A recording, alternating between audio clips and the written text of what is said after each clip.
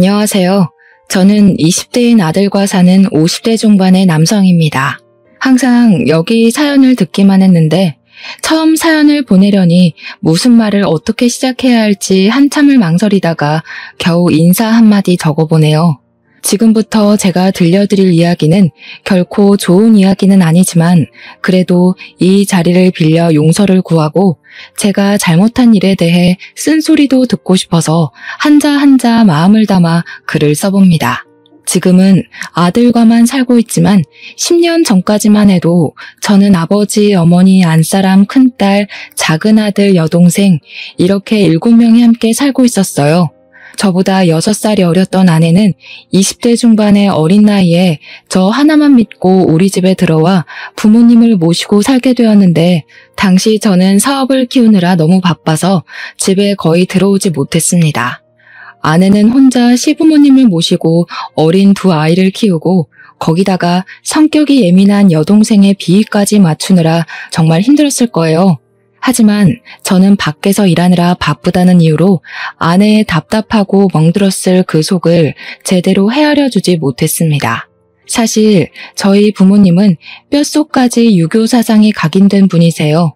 글로 쓰자면 한도 끝도 없이 길어질 것 같아서 굳이 언급은 하지 않겠지만 여기 사연에 나오시는 못된 시부모님의 모든 모습을 다 가진 분이라고 생각하시면 될 것 같습니다. 이런 분을 어린 나이에 모시고 살던 아내는 점점 지치고 힘들어했고 저는 그런 아내를 마음으로는 안쓰러워했지만 제가 장남이니 분가는 생각하지도 않고 평생 부모님을 모시고 살아야 한다고만 생각했어요. 그래서 힘들어하는 어린 아내에게 조금 더 강해지라고 질책했고 부모님 앞에서는 부모님보다 더 아내에게 뭐라고 했습니다. 지금 생각해보면 부부는 동등한 관계인데 저는 항상 아내를 가르치려고 했고 아내를 저보다 아랫사람으로 생각했어요. 제 부모님과 제가 아내에게 크게 뭐라고 했을 때마다 어린 큰딸이 와서 우리 엄마한테 뭐라 하지 말라고 했지만 그러면 큰딸은 저희 어머니한테 어린 계집년이 어른한테 눈 똑바로 뜨고 말대꾸한다며 호되게 혼났고 이런 일이 반복되다 보니 아이들도 아내의 편에 설 수 없었습니다. 이렇게 집에 아무도 자신의 편이 없었고 항상 혼자 소갈이만 했던 아내는 유난히 햇살 좋았던 날 스스로 목숨을 끊어버렸어요. 당시 회사에 있던 저는 아내의 소식을 듣고 그동안 아무것도 하지 않았던 저 자신을 자책하며 바로 아내의 장례식장으로 달려갔습니다. 장례식장에는 저의 부모님과 장모님이 와 계셨어요. 장인어른은 우리가 결혼하기 전에 돌아가셨고 자식이라고는 아내 하나뿐이셨던 장모님은 자신보다 먼저 간 딸의 영정사진 앞에서 목 놓아 울고 계셨습니다. 그런데 어머니는 같이 산 며느리가 자신 때문에 스스로 목숨을 끊었음에도 모진 년, 우리 아들 인생 말아먹는 년이라며 욕설을 퍼붓고 계셨어요. 장모님은 어머니의 발언에 더는 화를 참지 못하시고 어머니의 머리채를 잡았고 아내의 장례식은 싸움터가 되었습니다. 제발 그만 좀 하세요. 도대체 제 아내가 아버지 어머니한테 무슨 죄를 저질렀다고 그렇게 살아서도 죽어서도 못 괴롭혀서 안달이에요? 솔직히 저도 그렇고 아버지, 어머니 그리고 정아까지 그 누구도 시연이한테 뭐라고 할 자격 있는 사람 없어요. 우리가 시연이를 죽였어요. 우리가 죽였다고요. 이놈이 무슨 썩어 빠진 소리라고 앉아있어. 시연이 저 년이 우리 집 말아먹으려고 결혼한 게 분명해. 에이, 재수없는 붙은 년. 너도 저딴 재수없는 년 잊어버리고 새로운 여자 만나서 얼른 재혼해. 내가 이 나이 먹고 며느리년 장례식을 치르는 게 말이나 되니? 너는 며느리 장례식을 치르는 이 애미가 불쌍하지도 않아? 사돈, 진짜 너무하시네요. 어떻게 사람이 돼서 그래요? 우리 시연이 결혼 전에는 정말 밝고 명랑한 아이였어요. 그런데 그 집 들어가서 살면서 이렇게 된 거잖아요. 얼마나 애를 쥐잡듯이 잡았으면 자식도 있는 애가 제 목숨을 스스로 끊었겠어요. 그리고 정서방, 자네는 그 어린아이를 데리고 살겠다고 갔으면 자네가 알아서 잘 지켜줬어야지. 어떻게 애가 이 지경이 되도록 모른 척 할 수가 있는가? 어떻게 세상에 하나뿐인 내 딸을 죽일 수가 있어? 어떻게? 장모님은 딸의 죽음 앞에 절규하셨고 어머니는 딸을 잃은 장모님 앞에서도 아주 당당하셨고 오히려 제 아내가 재수 없다며 욕했습니다. 그 모습을 보며 아무리 저를 낳아주고 길러준 어머니이지만 이런 어머니와 우리 아이들이 함께 살면 평생 불행할 것이라는 확신이 들었어요. 제 아내는 비록 제가 어리석어 지켜주지 못했지만 우리 아이들은 어머니로부터 지켜내고 항상 저에게 진심으로 따뜻하게 대해주셨던 장모님의 아들로 살겠다고 다짐했습니다. 그래서 저는 아내의 장례식이 끝나자마자 장모님 집 근처로 저와 두 아이가 함께 살 집을 찾아다녔어요.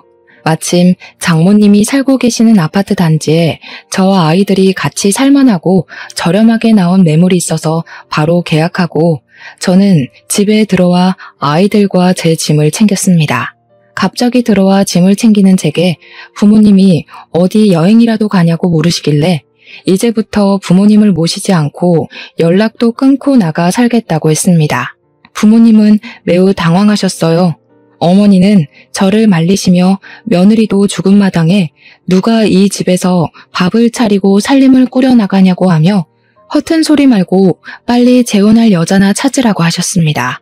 며느리가 자신 때문에 죽었는데 슬퍼하거나 죄책감을 느끼기는커녕 바로 일 시키고 부려먹을 새로운 며느리를 찾는 어머니의 모습을 보니 그동안 제 앞에서 웃어주시던 그 어머니가 맞나 싶었어요. 저는 더는 싸울 가치도 느끼지 못하고 어머니를 뿌리치고 그 집을 나가버렸습니다. 아이들에게는 학교 끝나면 할머니 집으로 가지 말고 새로운 집 주소를 알려주며 이곳으로 오라고 했어요. 그날 저녁 학교를 마치고 집에 온 아이들에게 이제부터 여기서 우리끼리 산다고 말했습니다. 그러자 큰딸이 제게 소 잃고 외양간 고친다더니 엄마도 돌아가신 마당에 인제 와서 이렇게 나와서 살면 무슨 소용이 있냐고 했어요.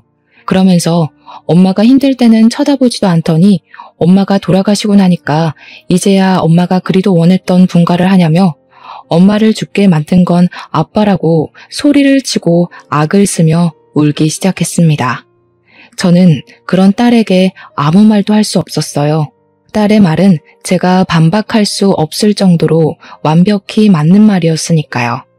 그 뒤로도 딸은 제게 원망의 말을 퍼부었고 딸의 말 한마디 한마디가 제 가슴을 날카롭게 후벼 팠습니다. 저는 그런 딸에게 아빠가 엄마를 지켜주지 못해서 미안하다고 앞으로 너희들은 지옥 불구덩이 속에서라도 반드시 지킬 것이라고 했어요. 이렇게 우리끼리의 첫날은 눈물과 후회와 자책으로 지나갔습니다. 다음 날 저는 장모님을 찾아갔어요. 같은 아파트로 이사를 했고 이제 장모님을 어머니로 모시고 살고 싶다고 말씀드렸습니다. 장모님은 이미 내 딸은 떠났는데 이게 다 무슨 소용이냐고 하시며 다시는 얼씬도 하지 말라고 하셨어요. 하지만 저는 다음 날에도 그 다음 날에도 계속 장모님께 찾아갔습니다.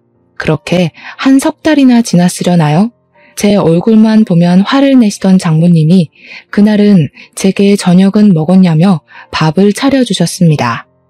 오랜만에 장모님의 밥을 먹어서 그런지 아니면 먼저 간 아내가 생각이 나서 그런지 자꾸 눈물이 나더군요. 장모님은 그런 저의 손을 잡으며 이미 간 아이가 이런다고 살아 돌아오는 것도 아니니 이제 잊고 아이들을 봐서라도 힘내서 살아가라고 하셨습니다. 그날 이후로 저와 아이들은 장모님을 종종 찾아뵈었어요. 다행히 아이들은 제 어머니와는 달리 갈 때마다 맛있는 음식과 간식거리들을 만들어주시고 손주들의 이야기 하나하나에 귀를 기울여주시는 장모님을 잘 따랐습니다. 반면 저희 어머니는 아이들의 무시를 당해야 했어요. 한 집에 살 때 큰딸은 계집애라고 구박하고 작은 아들은 우리 집 장손이니 강하게 커야 한다고 하며 정을 일절 주지 않았었거든요. 그래서 아이들이 저희 어머니와 같이 보낸 시간은 많았지만 정은 하나도 없었습니다. 어머니는 제게 전화해서 아이들이 보고 싶다고 했지만 제가 아이들을 보여주지 않자 아이들의 학교까지 찾아왔었대요. 하지만 아이들은 어머니를 철저히 무시했고 어머니의 전화도 아예 수신 차단을 해놨습니다.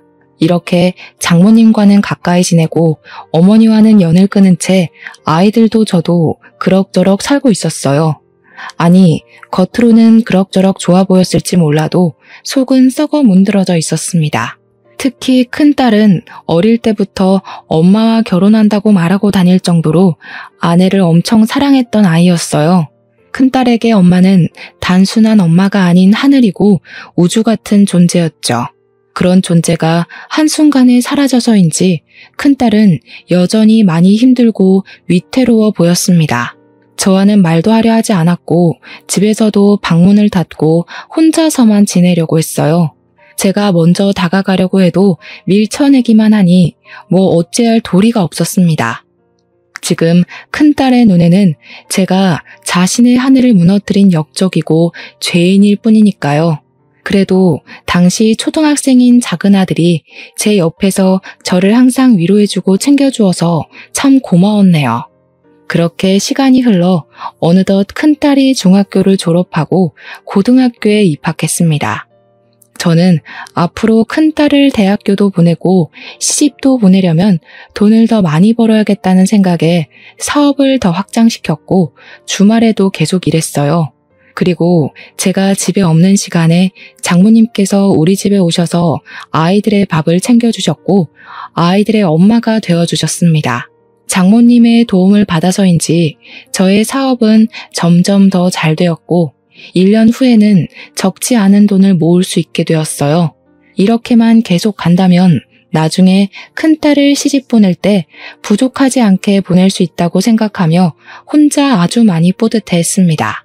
그러던 어느 날 회사에 있는데 장모님한테 전화가 왔는데 큰딸이 뭔가 이상하다는 거예요. 무슨 말씀이시냐고 했더니 큰딸의 머리카락이나 입었던 옷에서 자꾸 담배 냄새가 나는 것 같고 분명히 독서실 다녀왔다고 했는데 술을 마시고 오는 것 같다는 것입니다. 게다가 우연히 핸드폰을 보게 되었는데 친구와 나눈 대화에는 심한 욕설이 엄청 많았다고 해요. 아무래도 질이 나쁜 친구를 사귄 것 같다면서 걱정이 된다고 하셨습니다. 원래 큰딸은 중학교 때까지만 해도 전교에서 5손가락 안에 들 정도로 엄청난 모범생이었고 욕은커녕 말도 항상 예쁘게 하는 아이였어요. 중학교 때 담임 선생님도 큰딸은 이대로만 잘한다면 크게 성공할 것이라고 했습니다. 그랬던 큰딸이 술, 담배를 하고 욕설을 한다니 믿어지지 않았어요.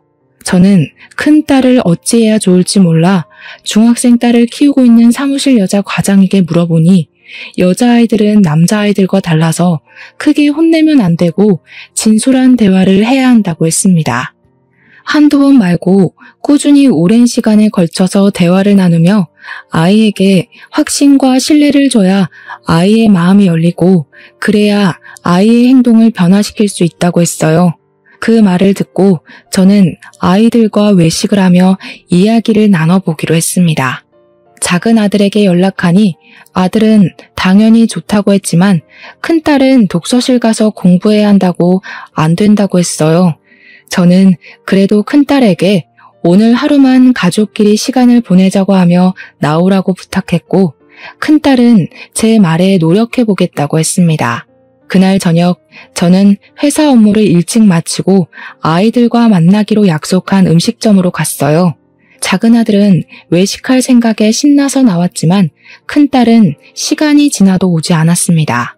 전화해도 받지 않았고 문자를 해도 답이 없었어요. 작은 아들이 너무 배고파해서 음식을 먼저 시켜서 둘이 먹기 시작하는데 큰딸한테 문자가 왔습니다. 오늘 공부해야 하니 못 갈 것 같다고요. 원래는 큰딸의 속마음을 들어보려고 만든 자리였는데 결국 큰딸은 얼굴도 보지 못했습니다. 그날은 공부할 것이 많다며 큰딸이 밤늦게 들어왔고 그 시간이라도 이야기를 해보려 했지만 자신의 방문을 닫고 들어가 버렸어요. 저는 방문을 두드리며 잠깐 할 말 있다고 했으나 큰딸은 피곤하고 머리 아프다며 저의 대화를 피하려고만 했습니다. 굳게 닫힌 딸의 방문이 꼭 딸아이의 마음 같아 너무 서글펐고 아내가 너무 보고 싶었어요. 제가 아내에게 조금만 신경을 써줬다면 딸이 이러지는 않았을 것 같다는 생각에 지난날의 제가 너무 한심스럽고 미웠습니다. 다음 날 저는 평소처럼 새벽부터 일어나 회사에 가서 일하고 있었어요. 점심시간이 조금 안 된 시각에 한창 바쁘게 일하고 있는데 큰딸 담임 선생님한테 전화가 왔습니다. 큰딸이 학교에서 담배를 피웠다는 거예요. 그리고 여러 가지 문제로 상담을 해야 할 것 같은데 한번 학교에 오실 수 있냐고 했습니다. 저는 선생님만 괜찮으시다면 지금 당장이라도 가겠다고 했어요. 선생님은 그럼 오후 3시에는 수업이 없으니 그때 오라고 하셨습니다. 오후 3시, 큰딸의 담임 선생님을 만나서 교무실로 찾아갔어요. 담임 선생님은 저에게 조심스럽게 중학교 때 어머니가 돌아가셨다고 알고 있는데 맞는지 물어보셨습니다. 맞다고 하니 어머니의 죽음으로 아이가 큰 상처를 입었는지 영 마음을 못 잡고 방황하려는 모습이 보인다고 했어요. 그리고 학교에서 담배를 피우기도 하고 가끔 등교할 때 보면 술을 먹고 오는지 술 냄새가 확 날 때도 있는데 혹시 모르셨냐고 하셨습니다. 사실 돈 버느라 바빠서 아이가 술, 담배 하는 것도 몰랐다고 했는데 이 말을 하는 저 자신이 너무 미련해 보였어요. 나 때문에 아내가 죽었는데 또 나 때문에 딸이 망가지는 것 같았고 이런 것도 가장이고 아빠인가 싶었습니다. 제가 눈물을 보이자 선생님은 휴지를 건네주시며 부모님의 죽음이 아이에게는 큰 상처로 다가와 방황하기도 하니 너무 자책하지 말라고 하셨어요. 그러면서 큰딸이 중학교 때는 공부를 참 잘했고 성실했으니 곧 돌아올 것이긴 하지만 집에서 아이와 진솔한 대화를 하고 아이의 마음을 잘 보듬어주고 잘 챙겨주라고 신신당부를 하셨습니다. 그날 저는 바로 집에 와서 딸아이의 책상에 앉아 마음을 담은 편지를 썼어요. 저와는 말을 하려고 하지 않으니 글이라도 쓰면 저의 진심을 알아줄까 싶은 생각에 초등학교 이후로는 써보지 않은 편지를 썼습니다. 엄마 일에 대한 사과부터 시작해서 네가 망가지는 것을 원하지 않으니 우리 앞으로 잘 살아보자고 썼어요. 그날 밤 딸아이는 집에 와서 언제나 그랬듯 방문을 닫고 방에 들어갔습니다. 한동안 조용한 것을 보니 큰딸이 제가 쓴 편지를 읽어보는 듯 했어요. 편지를 읽은 딸아이가 무슨 말을 하든 답으로 편지를 쓰든 할 것으로 기대했는데 그날도 다음 날도 다다음 날도 딸의 답은 없었습니다. 힘이 빠지기는 했지만 사무실 여자 과장이 아이의 마음을 돌리기까지 시간이 오래 걸린다고 했으니 그 시간의 힘을 믿어보기로 하고 저는 다음 날도 다다음 날도 답장이 없는 편지를 매일 썼어요. 그러나 딸은 편지를 읽어도 답을 주지 않았고 나중에 딸아이 방의 휴지통을 보니 제가 쓴 편지를 찢어버리기까지 했습니다. 큰딸은 저에 대한 분노가 제 생각보다 훨씬 더 큰 것 같았어요. 그렇게 한 달이나 지났을까요? 그날은 회사에서 일찍 퇴근하고 장모님이 큰딸의 팔을 잡아 끌며 집에 오셨습니다. 장모님, 무슨 일이세요? 우리 미나가 무슨 잘못이라도 했나요? 자네 도대체 미나를 보는 건가 마는 건가? 아니 세상에 미나가 밖에서 뭘 하고 있었는지 알아? 제 친구 돈을 뺏고 친구들의 뺨을 때리고 있었어. 게다가 입에는 담배를 물고 말이야. 나는 뉴스에서 나오는 학교폭력 같은 내용 다 다른 세상의 이야기인 줄 알았어. 그 가해자들은 도대체 어떤 집구석에서 자랐길래 저렇게 행동하나 했는데 세상에 그 집구석이 우리 집구석일 줄 꿈에도 몰랐네. 그 가해자가 내 손녀 딸일 줄 정말 상상도 못했다고. 미나야, 할머니 말이 다 사실이야? 네가 정말 친구 돈 빼앗고 뺨 때리고 담배 피우고 있었어? 어? 대답해. 큰딸은 사실을 확인하려는 제게 대답 대신 욕설을 하고 자신의 방으로 들어가려고 했습니다. 솔직히 그동안 큰딸이 술과 담배를 하는 것은 알고 있었고 고등학생이 술, 담배를 하는 것은 안 되는 것이라는 것도 알지만 그래도 남에게 피해를 주는 행동은 아니라는 생각에 어르고 달래면 언젠가는 예전 모습으로 돌아올 것으로 생각했어요. 그런데 단순한 술, 담배가 아니라 다른 친구를 때리고 협박까지 한다고 하니 더는 기다리고 보고만 있으면 안 될 것 같았습니다. 저는 방에 들어가려는 큰딸을 붙잡아 앞에 앉혀놓고 생전 처음으로 크게 혼냈어요. 그러나 큰딸은 그래도 자신의 잘못을 인정하지 않았습니다. 아빠는 뭘 잘했다고 나한테 큰 소리야? 그깟 편지 몇 장 쓰면 용서가 될 것 같아? 하늘에 있는 우리 엄마가 살아 돌아오기는 하냐고. 아빠가 엄마 죽인 것처럼 나도 어디 한번 그렇게 해봐. 나도 어디 한번 죽여보라고. 그래, 네 엄마 그렇게 된 건 다 내 잘못이야. 그건 인정해. 그런데 아무리 그래도 네가 다른 친구들 돈 뺏고 뺨 때리고 한 것은 잘못한 일이야. 이건 네가 벌 받고 그 친구들에게 사과할 일이라고. 내가 보고 배운 게 이런 것뿐인 걸 어떡해? 아빠가 그놈의 회사 키운다고 밖에 나가 있을 동안 우리 엄마는 맨날 아빠의 그 잘난 엄마한테 뺨 맞고 욕먹었어. 나는 아빠의 엄마라는 사람한테 그런 것만 보고 배웠다고. 그러니까 내가 이렇게 된 것은 다 아빠 때문이야. 엄마가 아빠만 만나지 않았어도 이런 일은 없었을 거 아니야. 차라리 엄마를 죽인 것처럼 나도 죽여줘. 하늘에서 엄마랑 같이 살 테니까 죽여달라고. 큰딸은 제가 자신의 아빠인 것을 원망하며 자신을 죽여달라고까지 했습니다.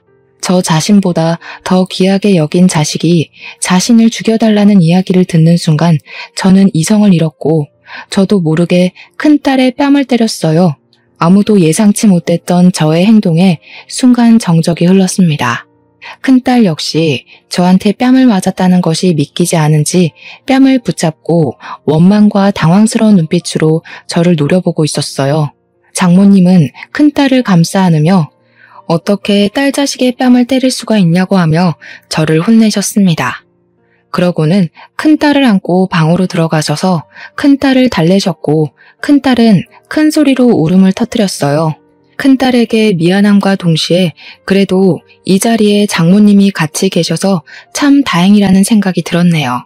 다음 날 저는 회사에서 오늘 집안일로 못 나간다고 말한 뒤 큰딸의 팔을 잡고 학교로 같이 갔습니다. 담임 선생님께 양해를 구한 후 큰딸의 반으로 찾아가 그동안 큰딸에게 괴롭힘 당했던 학생들을 불러 모아 그들 앞에서 무릎을 꿇고 사과를 했어요. 큰딸은 아주 못마땅한 표정을 지었지만 제가 억지로 사과를 시키고 다시 교무실로 갔습니다. 교무실에서도 딸을 잘못 교육해서 선생님들의 심려를 끼쳐 죄송하다고 진심으로 사과를 한 뒤 큰딸을 자퇴시켰어요. 그리고 집에 와서 큰딸을 방에 넣고 방문을 걸어 잠그고 잠금 장치로 아예 나오지 못하게 했습니다. 큰딸에게 진심 어린 사과를 할 때까지 이 방문 못 열어준다고 했고 저는 그 앞을 지켰어요. 점심시간 정도 되었을 때 큰딸이 갑자기 화장실이 가고 싶다는 말에 어쩔 수 없이 방문을 열어주었습니다. 저는 솔직히 반나절이나 방에 갇혀 있었으니 어느 정도 마음이 누그러졌을 것으로 생각했는데 큰딸은 아니었어요. 방문을 열어주자마자 바로 현관으로 뛰어가더니 그대로 집을 나가버렸습니다. 붙잡으려 했지만 얼마나 날쌔고 빠른지 금세 제 시야에서 사라져버렸어요. 처음에는 경찰에 실종 신고라도 할까 했는데 어차피 돈과 핸드폰도 없이 나갔으니 조만간에 다시 돌아올 것으로 생각했습니다. 역시나 저의 예상대로 일주일 뒤 딸이 거짓골로 집에 나타났어요. 일단 저는 배고팠을 큰딸에게 밥을 차려주었고 큰딸은 제가 차린 밥을 허겁지겁 먹었습니다. 밥을 다 먹은 큰딸에게 고등학교 자퇴를 하기는 했지만 그래도 고등학교 졸업은 해야 하지 않겠냐고 하며 일단 검정고시로 졸업장만 따라고 했어요. 그렇게 하고 나면 그 뒤로는 제가 크게 터치 안 하고 모아주겠다고 했습니다. 큰딸은 밖에서 호되게 고생을 하고 와서 그런지 제 말에 순순히 동의했어. 저는 큰딸에게 검정고시 책을 사다 주었고 큰딸은 집에서 공부하기 시작했습니다. 원래 공부를 아예 못하던 아이는 아니라서 그런지 바로 다음 해 검정고시에 합격하여 고등학교 졸업장을 딸 수 있었어요. 저는 졸업장을 딴 후로 마음을 먹고 일이든 공부든 시작할 줄 알았습니다. 그러나 큰딸의 방황은 여전히 끝나지 않았어요. 큰딸은 밤만 되면 나가서 친구들을 만나 술을 먹고 다녔습니다.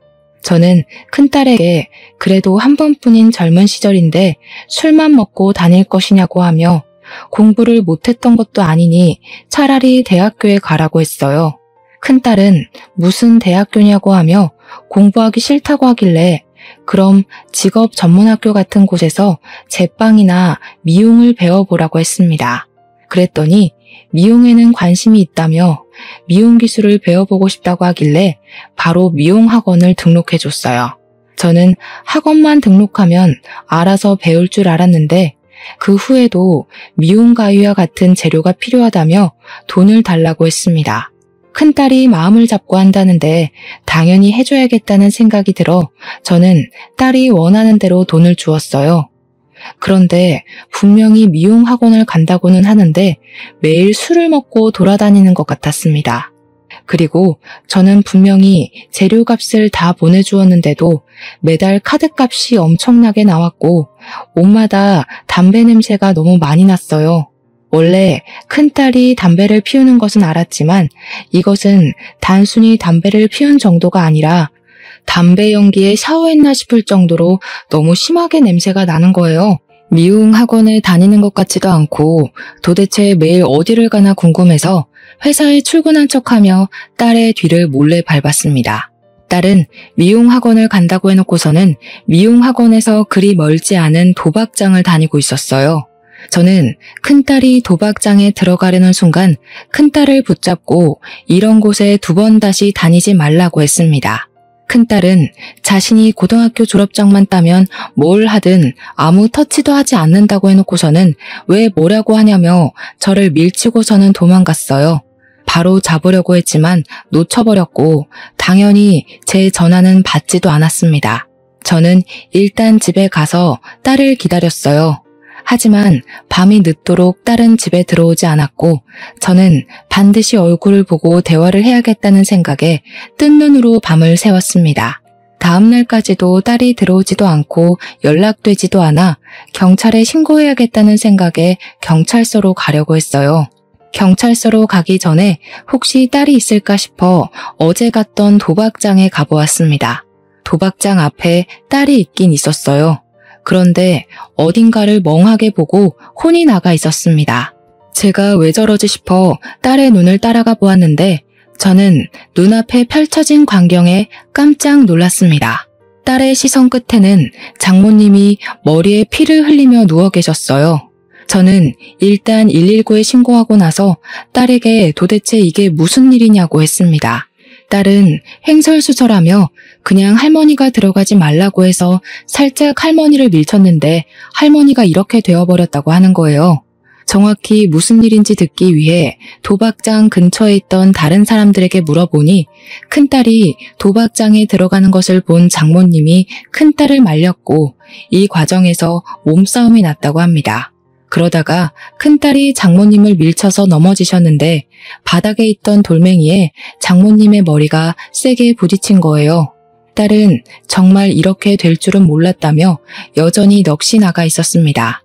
잠시 후 구급차가 와서 장모님이 병원으로 이송이 되긴 했지만 이미 출혈량이 너무 많아 병원에 도착하기도 전에 장모님은 돌아가셨어요. 장모님이 돌아가셨다는 구급대원의 말에 큰딸은 할머니를 부르짖으며 죄송하다고 했고 우리는 병원에 도착하자마자 바로 장례식 준비를 해야만 했습니다. 장모님의 영정사진이 준비되고 장모님에게는 남편이나 자식이 없어 제가 상주 역할을 했어요. 큰딸은 여전히 울고 난리가 났습니다. 그렇게 우는 큰딸을 보며 이제는 딸이 정신 차리고 살 것으로 확신했어요. 아내가 큰딸의 우주이고 하늘이었다면 장모님은 큰딸에게 아낌없이 주는 나무와 같은 존재였습니다. 장모님은 언제나 큰딸 옆에서 큰딸에게 필요한 것들을 내어주시는 분이었거든요. 그런 장모님이 큰딸 자신의 실수로 돌아가셨으니 이제 남은 생은 최선을 다해 살겠다는 생각이 들었습니다. 그렇게 눈물과 탄식으로 장례식 첫째 날은 정신없이 흘러갔어요. 그리고 둘째 날 오전에 입관식을 했습니다. 장례식 직원의 안내에 따라 입관실로 가니 큰 유리창이 있었고 그 건너편에 장모님이 누워 계셨어요. 직원들은 정성스럽게 장모님께 수의를 입혀드렸고 마지막 인사를 하러 장모님 옆으로 갔습니다. 장모님은 곱게 화장을 하고 눈 감고 계셨어요. 지금 당장이라도 일어나셔서 우리 사위 왔냐고 하시며 제 손을 잡아주실 것 같았지만 감긴 장모님의 눈은 떠지지 않았고 손은 얼음보다도 더 차가웠습니다. 큰딸도 자신 때문에 이렇게 되신 할머니의 모습을 보며 죄송하다고 연신 말하며 오열을 했어요. 이렇게 눈물의 입관식을 한 후 오후에는 밀려오는 손님 맞이로 눈코 뜰 새가 없이 바빴습니다. 제 회사 직원들도 오고 평소에 장모님을 잘 알고 계시던 친지분들도 많이 오셨어요. 장모님의 친지분들은 건강했던 사람이고 평소에 손녀딸 자랑을 하고 다녔는데 어떻게 일이 될 수가 있냐며 큰딸을 보고 혀를 끌끌 차셨습니다. 큰딸은 고개를 푹 숙인 채 아무 말도 하지 못하고 죄인처럼 있었어요. 그리고 밤이 되었습니다. 저는 장모님의 장례식으로 들어온 부조금을 확인하고 돈을 잘 정리한 뒤 보이지 않는 안전한 곳에 넣고 바로 잠이 들었어요. 장례식 마지막 날은 발인날이라 새벽부터 일어나서 정신없이 준비했는데 큰딸이 보이지 않았습니다. 처음에는 화장실을 간 줄 알았는데 발인 시작 직전까지도 큰딸이 나타나지 않았어요. 저는 저와 아이들의 짐을 챙기면서 부조금도 챙겼는데 어제와는 달리 부조금 봉투가 이상하게 얇았습니다. 그 안을 보니 어제 정리해둔 돈은 온데간데 없고 웬 종이만 하나 있었어요. 종이를 펼쳐보니 큰딸의 죄송하다는 편지였습니다. 저는 설마 하는 생각에 큰딸에게 전화를 걸었지만 큰딸은 당연히 전화를 받지 않았어요. 순간 뒤통수를 세게 맞은 기분이 들었습니다. 직원에 서둘러야 한다는 말에 다시 정신을 가다듬고 이 상황을 정리해보니 정신을 차린 줄만 알았던 큰딸이 자신 때문에 돌아가신 할머니의 부조금을 가지고 도망을 간 것이에요. 장례식장 직원이 지금 바로 출발해야 한다는 말에 어쩔 수 없이 화장터로 향했는데 화장터에서도 납골당에서도 큰딸의 모습도 보이지 않고 제 전화를 받지 않았습니다. 모든 장례식 일정이 마치고 저녁에 집에 와서도 큰딸은 전화를 받지 않았고 집에 들어오지도 않았어요. 저는 큰딸에게 돈은 다 가져가도 상관없으니 그냥 집에만 들어오라고 문자를 보냈지만 아무 답이 없었습니다. 그래도 고등학생 때처럼 언젠간 돌아오겠지라는 마음으로 기다렸는데 한 달이 지나도 큰딸의 연락은 오지 않았어요. 그렇게 한 달 후 저는 이제 큰딸을 제 자식으로 생각하지 않기로 했습니다. 저는 최선을 다해서 큰딸의 마음을 돌리려고 했는데 큰딸이 저의 마음을 받아주지 않고 오히려 페루나 같은 일만 저지르고 다니니 더는 참을 수가 없었어요. 그래서 이제 고등학생이 된 작은 아들에게 누나가 저지른 일을 이야기했습니다. 사실 그동안 큰딸의 잘못을 작은 아들에게 한 번도 말하지 않았어요. 아무래도 자신의 누나이기도 하고 이번 일을 계기로 큰딸이 바뀔 것이라 확신을 했기 때문에 굳이 작은 아들에게 누나의 잘못을 말할 필요는 없다고 생각했습니다. 그러나 지금 상황이 이렇게까지 되어버린 이상 작은 아들도 이 모든 사실을 다 알아야겠다는 생각이 들었어요. 작은 아들에게 그동안 있던 모든 이야기를 하니 어떻게 누나가 그럴 수 있냐며 누나를 신고하자고 했습니다. 저는 그런 작은 아들에게 그깟 얼마 되지 않은 돈을 인간도 아닌 사람에게 받아서 뭐 할 것이냐고 하며 이제 아예 누나 없는 셈치라고 했어요. 그리고 저는 집에 있던 큰딸 사진들을 다 찢어 없애버렸습니다. 아무리 엄마를 잃은 슬픔이 커도 정도껏 해야지 자신 때문에 돌아가신 할머니의 부조금을 들고 달아난 자식을 더는 제 자식으로 두고 볼 수는 없었어요. 이제 그 몇 푼 안 되는 부조금을 가지고 간 딸이 죽든 말든 저는 쓰지 않으리라 다짐했고 작은 아들 역시 저의 생각에 동의했습니다. 그 뒤로 우리는 처음부터 큰딸이라는 존재는 없던 것처럼 둘이 서로 의지하며 살았어요. 그 뒤로 제 작은 아들은 제가 아무것도 신경을 써주지 못해도 알아서 공부해서 전교 1등까지 했습니다. 게다가 제가 일이 늦게 끝나 피곤할 때는 작은 아들은 저를 위해 술 안주거리를 만들어주고 가끔은 집안일도 도와주는 기특하고 속이 깊은 아이예요. 제가 그동안 큰딸로 인해 받은 상처를 작은 아들에게 치유받았고 아무리 살기 힘들어도 작은 아들 덕분에 많이 웃고 살았답니다. 그렇게 몇 년이 흘렀어요. 아들은 어느덧 고등학교를 졸업하고 서울에 있는 꽤 유명한 대학교에 전액 장학금을 받고 입학했습니다.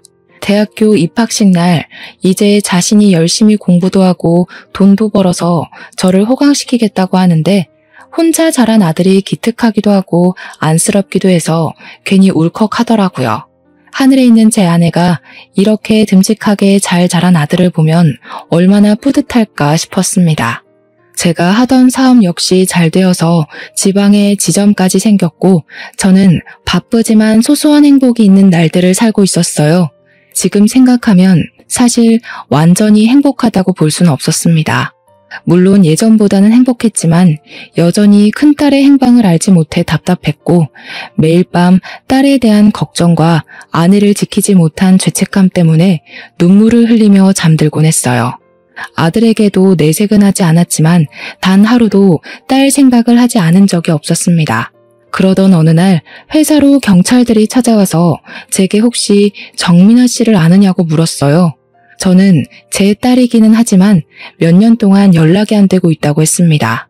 경찰이 하는 말이 딸이 회사 돈 1억 3천만 원 정도를 횡령해서 수배령이 내려졌다고 했어요.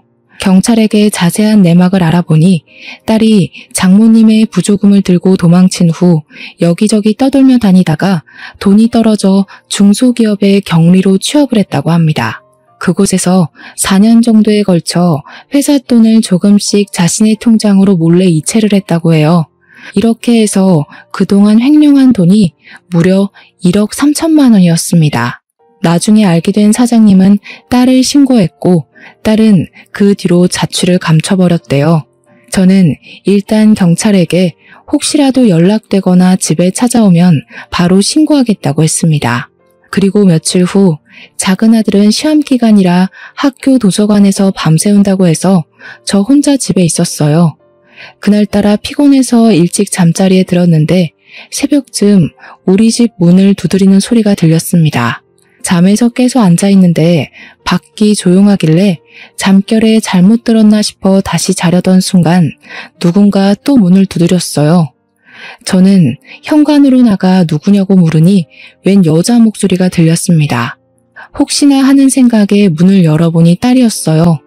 저는 일단 딸에게 집으로 들어오라고 했습니다. 집안 불을 켜고 몇 년 만에 딸의 모습을 봤는데 정말 꼴이 말이 아니었어요. 얼굴은 해골이나 마찬가지일 정도로 바짝 마르고 며칠을 못 씻었는지 얼굴이 새까맸습니다. 옷도 다 해지고 찢어졌고 신발도 한쪽은 신고 한쪽은 없었어요.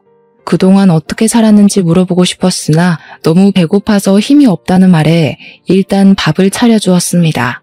큰딸은 고등학교 때처럼 제가 차려준 밥을 허겁지겁 먹었어요. 밥을 다 먹은 딸에게 일단 가서 씻고 오라고 하며 보일러를 틀어주었습니다. 그리고 저는 딸이 씻을 동안 경찰에 신고했어요. 업무상 횡령 혐의로 지명 수배 중인 정민아, 우리 집에 있다고 말입니다. 딸이 씻고 나오니 경찰이 신고받고 왔다고 문을 두드렸어요. 뭐야, 아빠가 날 신고한 거야? 어떻게 그럴 수 있어? 나는 그래도 아빠가 날 지켜줄 줄 알았어. 그래서 믿고 여기 온 건데 어떻게 딸을 잡아가라고 신고할 수 있냐고. 언제까지 이렇게 나쁜 짓 하고 정신 못 차리고 다닐래? 벌써 너희 엄마 죽은 지 10년이 다 돼가. 이제 사람답게 살 때 되지 않았어? 제발 이제 그만 방황해. 하늘에 있는 엄마가 너의 이런 모습 보면 좋아하겠어? 엄마 돌아가시고 나서 아빠가 지옥 불구덩이 속에서라도 나를 반드시 지킬 거라며. 이게 날 지켜주는 거야? 어떻게 아빠가 딸한테 그래? 어떻게 날 감옥이라는 불구덩이에 밀어넣을 수가 있냐고. 네가 지금 이렇게 사는 거, 그게 바로 지옥 불구덩이야. 나는 이제 너의 아빠로서 네가 스스로 만든 이 지옥 불구덩이에서 너를 꺼내야겠다. 너를 감옥에 보내는 나는 어디 속이 편할 줄 아니? 네가 그렇게 도망간 이후로 하루도 빠짐없이 너 생각했어. 부디 이상한 곳에 가지 않고 안전한 곳에서 잘 살아있기를 빌고 또 빌었단 말이야. 그런데 너는 여전히 정신 못 차리고 회사 돈을 횡령해? 이미 수배령까지 떨어진 마당에 이렇게 도망 다니면 네가 편히 살 수 있을 것 같아? 이제 네가 스스로 만든 그 지옥 불구덩이에서 나와서 죗값 다 받고 나서 마음 편히 행복하게 살아. 제발 부탁이다. 저는 이 말을 큰딸에게 하고 대문을 열었습니다. 문 앞에는 출동한 경찰들이 대기하고 있었고 바로 집에 들어와 큰딸을 붙잡았어요. 큰딸은 못 가겠다고 발버둥을 쳤지만 바로 경찰들에게 붙잡혀 검찰로 송치되었고 징역 1년 6개월을 선고받았습니다. 그렇게 저는 큰딸을 제 손으로 직접 감옥에 보내게 되었어요. 큰딸의 형이 확정된 날 저는 집에서 목 놓아 울었습니다. 아무리 연을 끄는 자식이라고는 하지만 그래도 제 자식이 감옥에 들어갔는데 마음 편할 부모가 세상 어디에 있겠습니까? 먼저간 아내에게도 미안하고 장모님께도 너무 죄송스러웠어요. 그나마 다행인 건 어제 큰딸에게 편지가 왔는데 밖에서 도망다니며 살 때보다 지금이 더 마음이 편하다고 합니다. 그러면서 큰딸은 감옥에서 나오면 이제 정신 차리고 아버지와 함께 열심히 산다고 하는데 눈물을 머금고 큰딸을 감옥에 보낸 것이 잘된 일이라는 생각이 들어요. 이렇게 저는 저의 무심함과 무능력함으로 아내를 먼저 하늘에 보내고 큰딸은 감옥에 보내버렸습니다. 아내를 하늘에 보낸 건 후회되지만 큰딸을 감옥에 보낸 건 후회되지 않아요. 큰딸이 자신의 죗값을 다 받고 세상에 다시 나와 제대로 된 사람 구실을 할 때까지 저는 큰딸을 도와주며 힘내서 살아갈 것입니다. 그래야 나중에 하늘에서 제 아내를 다시 만났을 때 아내를 떳떳하게 볼 수 있을 것 같아요. 사연을 쓰다가 창문을 보니 오늘 날씨가 참 좋습니다. 이렇게 좋은 날 다시는 오지 못할 소풍을 떠난 아내가 너무 보고 싶네요. 아내는 그 젊고 고운 나이에 저 세상에 간 후로 제 꿈에서조차 한 번도 나타나지 않았습니다.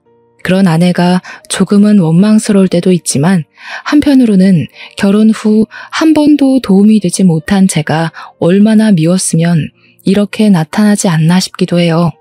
오늘 이 사연을 통해 지켜주지 못한 저의 마지막 사랑인 아내에게 진심으로 사과하고 싶습니다. 부디 저의 이 이야기가 하늘에까지 닿아 아내가 저의 사과를 받아주어 오늘 밤 꿈에는 꼭 나와줬으면 좋겠어요. 그리고 감옥에 있는 제 딸에게도 아빠가 도움이 되지 못해 미안하고 앞으로는 큰 딸의 인생에 도움이 되는 아빠가 되겠다는 말을 전하고 싶습니다. 또 제 목숨보다도 더 사랑한다는 말을 꼭 하고 싶어요. 장남이라는 허울을 뒤집어 쓰고 제 가족조차도 지켜내지 못했던 지난 잘못을 교훈 삼아 앞으로는 제게 남은 딸과 아들을 온전히 지키며 현명한 가장이 되도록 노력하겠습니다. 저의 사연은 여기까지입니다. 부족한 글솜씨라 글이 뒤죽박죽이지만 끝까지 들어주셔서 감사합니다. 이렇게 좋은 날 옆에 있는 가족들과 따뜻한 하루 보내시길 바랍니다.